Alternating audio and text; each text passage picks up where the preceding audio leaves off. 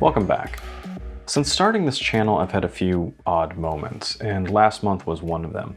I happened to go up to Branson, Missouri to meet up with some family for a quick vacation, and my last night there we decided to go out to a dinner show, which happened to be the Dolly Parton Stampede. So I'm watching the pre-show, which is this musical comedy number by these three brothers, and one of them just really started rocking out with a banjo, which is possible. And I look at my phone and notice I got a message from the Swiss watch company. They said that they had heard of me from another reviewer and wanted to know if I was interested in reviewing their diver. And at the time, I didn't recognize the name one bit, but I quickly looked them up on the internet, and as soon as I saw a picture of the watch, I instantly remembered it from a Kickstarter from last year. It is a very distinct dial with this very large grooved square. Now, before my family could notice that I was completely ignoring them, I sent a message basically thanking them and asking to get back to them the next day, of which I was actually traveling, so I would have plenty of time to look into it.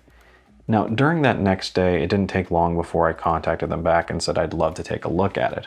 While it's a little bigger than I would prefer, it has some real solid specs and basically hits all the check marks you want on a good diver.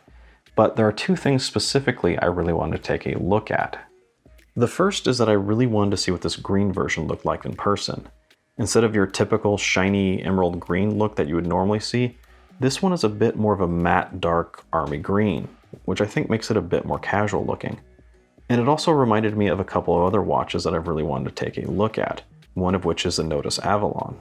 And the second thing I wanted to check out is the Lume, as they list it having 20 layers of Superluminova.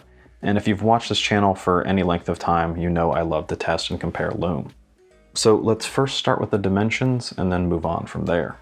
As you would expect, the case is 3/16 stainless, and it's 44mm wide without the crown and 48mm width. So I'd say it's a little on the larger side, yet the lug-to-lug is right at 49.5, so I think that greatly helps the wearability, as well as having a total height of 13.5mm, which is pretty good for a 300-meter diver. The lug width is 22mm, so you would expect there to be lots of strap options available, except here it's a little tricky, as there isn't much clearance between the spring bar and the case. For the most part, the only thing that really fits in there is its stock bracelet. Now, luckily, this did come with an extra pair of curved spring bars, although I'm not sure if they all do. But with those curved spring bars, you should be able to fit most Natos on this piece, although you still might have a problem with some thicker two-piece straps, as well as anything with a quick release you're probably not going to be able to use, so just something to keep in mind. Now, that watch and bracelet have a good heft to it while you're holding it, as I think it comes in at a very solid 202 grams, and that's with all its links. And solid is the perfect way to describe the Swiss watch company's diver. Speaking of which, really needs a better name. It really is the Swiss watch company's diver, which not only sounds generic, but could get confusing as they expand their product line. So just for the sake of my sanity, I'll just be referring to it as the SWC Diver. Otherwise, I really have to say that every aspect of this watch is really just done right. Design is always subjective, but almost every aspect here is done the way it should be, and we'll go over each in more detail. Yet I think it's important to note that while the Swiss watch company is a new brand, they're not a new company. They were actually founded in the mid-90s, and they've been making watches for other people. And even before that, their founder Stephen Romer was in quality assurance with the Swatch Group for years. But it wasn't until recently that they decided to branch out and create their own brand. And I think the years of experience just really show in the build quality here. A good example of that is the finishing. Now, the SWC Diver is a brushed finish all throughout the watch, and I think it's very well done. It has a nice smooth finish, and there really aren't any sharp angles or edges. While the watch is wide, most of the case doesn't really extend too far beyond the bezel, with the exception of the crown guards at the right. Pretty much all your eyes see is just that dial and bezel with only these stubby lugs coming out of it. Now, those crown guards at the three practically swallow the crown when it's screwed in. And that is one thing I did have an issue with. The crown is a little small, and in some ways that can be good as it's really just tucked into those crown guards, so it gives the case a little bit more of a streamlined look. Well, as streamlined as a 44mm diver can be. Yet unscrewing it and then screwing it back into its nook can be a little harder than it needs to be, and especially with gloves on. Now that said, I think the SWC Diver does get a few bonus points for having the logo on the screw-down crown almost upright when it's screwed in.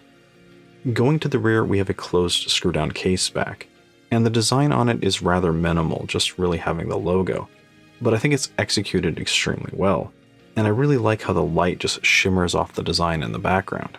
Now one thing I did appreciate is that when you look at it from the side, the watch does seem to have a slimmer profile. The caseback itself is rather thin and doesn't protrude down too much.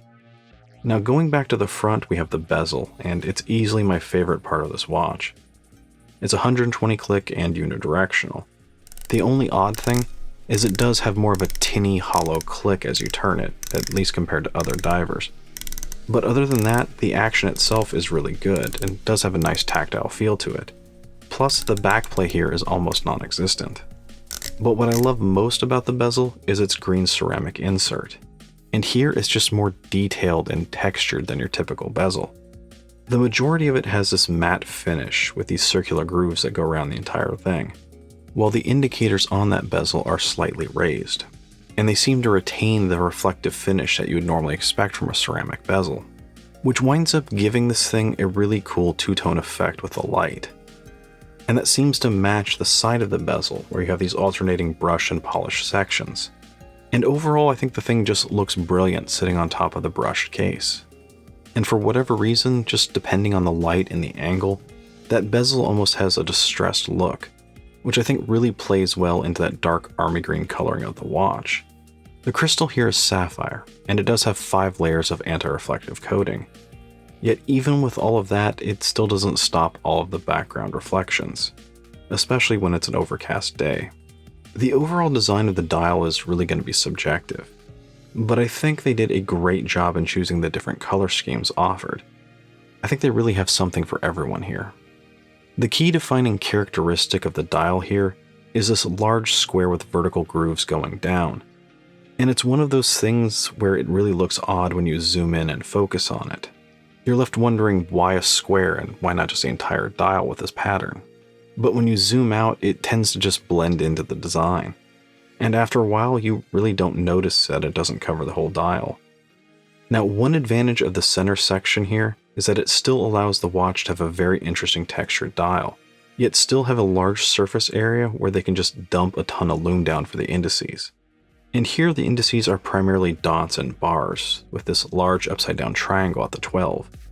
Now while the indices aren't applied, they are raised above the dial, but it's just because there's that much lume paint sitting on top of it.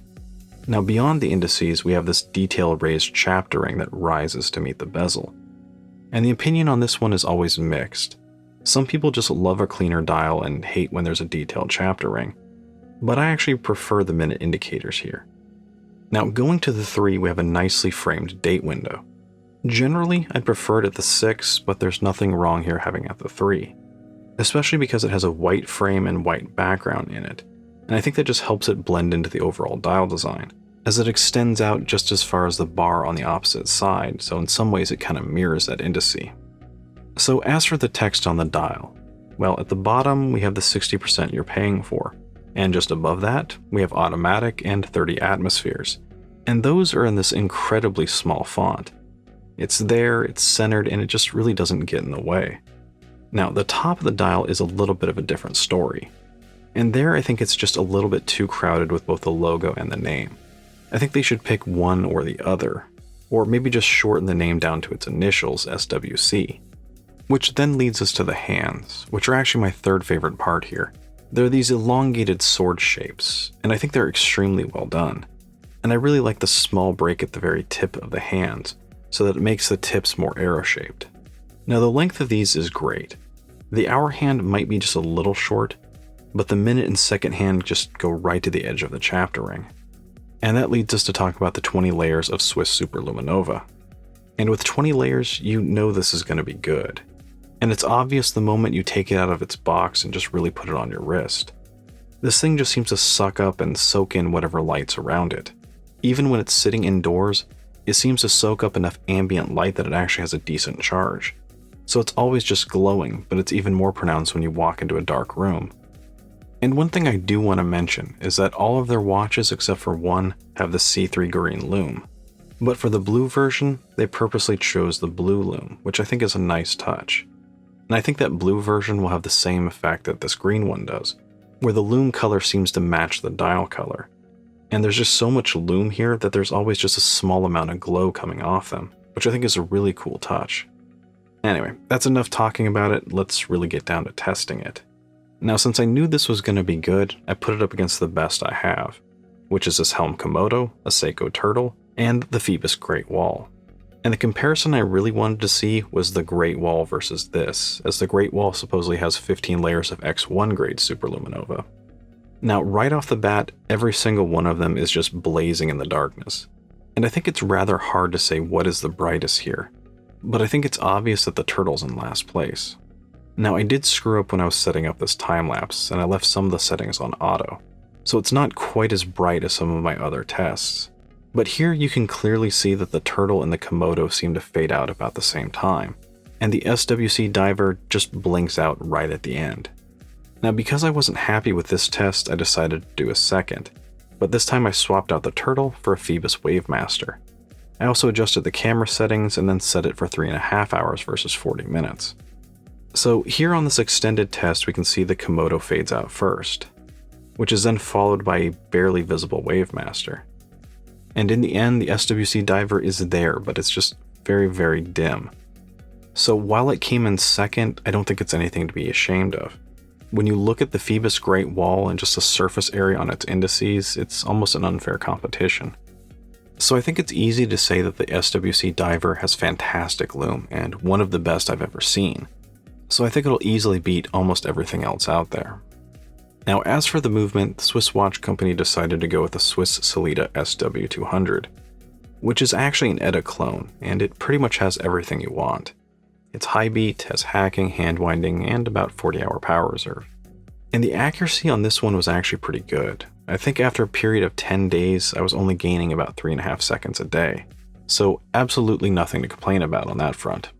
And lastly, let's talk about the bracelet. And the bracelet is pretty nice, which is a good thing considering you might have a hard time swapping to another strap. The bracelet is brushed and it just has a great finish, and I really like this raised middle section that gives it a very cool, rounded look. It has solid end links and just has a nice solid feel to it. Overall, the clasp is good, but it's the one thing I might complain about, as the inside portion and the hinge are a bit long and maybe a little overkill. In fact, it really reminded me of the Helm Komodo's clasp. And just like the Helm Komodo's bracelet, I found this one a little uncomfortable to wear at first. Partially because the one edge would just stick out beyond my wrist, and the other felt a little sharp, especially when I was resting it down on a desk. But just like the Helm Komodo, it took a little bit of tweaking, moving one link from one side to the other, and it started to actually feel really comfortable after that point. It just might take you some trial and error. Now, one issue some people have had with the bracelet is that there are no micro adjustment holes, but there are these little half links near the clasp, so I think you can still get a good fit. The one problem I had, however, is that it is summer here in Texas, and whenever I go outside, my wrist does tend to swell up. So I would have actually found a diver's extension much more useful than, say, micro adjustment holes, as then you could adjust it on the fly. But I'm not sure that would actually look good with this bracelet. It just might ruin that sleek look. Yet one suggestion I would like to offer is that they look into making some molded silicone straps with quick release. Because the gap between the spring bar and the case is so small, finding the right two-piece strap can be a little challenging. If they were available and reasonably priced, I'd easily buy a couple. Now, while the overbuilt hinge on that clasp can get in the way, there is some benefit to it, which isn't obvious at first, but after you wear it a while, it becomes very apparent. That large clasp just really helps keep the watch balanced and keeps it right where it needs to be on your wrist. Now, while the SWC Diver is a little larger, I think it's actually pretty comfortable to wear once you get that bracelet sized properly. And some of that is due to the shorter lug-to-lug than you would expect at this width. I really wouldn't say it wears smaller, but I'd say it's pretty comfortable for 44mm. And I really appreciate that they kept the height down.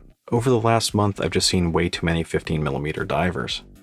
The one thing that was noticeable is that it is rather heavy with its bracelet. It's not too heavy, but it's definitely noticeable on your wrist. So if you do want something a little lighter, you could always swap the bracelet to another strap or a Nato. Just make sure it fits first. As for the price, well, I think $450 is pretty good considering the entire package you're getting. I've seen some watches with a Sellita movement go for a little bit less, but the vast majority, especially micro brands, are much more. And overall, I think they did a great job here. The only odd thing is that square on the dial, but honestly, after a week, well, I wouldn't say it grows on you. It's more like you just don't notice it and it blends in. And while it's nice they do include the curved spring bars, I'd still rather not be restricted on what aftermarket straps I could use. Although it is a good thing that the bracelet it does come with is pretty good. Part of me wishes that this was smaller, or maybe they'll make a smaller version in the future. Maybe something around 42, 41 and a half. As there are a lot of people who won't even look at something larger than 42 millimeters. But part of me just really likes it at 44. As large as it is, the design just seems really balanced to me, like this is really how it's supposed to be. And one thing I really appreciate it, at least this green version, is that it's a watch with a large presence. I mean, it's hard not to notice it. Yet unlike a lot of other watches its size, that matte green dial is not really flashy. But by far my favorite feature is this bezel, and I really hope some other companies take note and do something similar. See, it's not that I'm really getting bored of divers, it's just maybe I'm getting bored of normal, regular looking divers. And the way the matte bezel looks in person and how the light plays with the matte and shiny finishes, I think really sets this one apart. In short, it's a really awesome watch. And if you're looking for something this size, then I encourage you to go check out the Swiss Watch Company. And to that end, I'll pin a comment down below with some links to some other reviews in the other color versions so you can get a better look. Anyway, let me know in a comment what you think about the Swiss Watch Company's Diver, or if you think there are any other micro brands that deserve some more attention. And as always, if you enjoy the video, don't forget to like, comment, and subscribe. Thanks.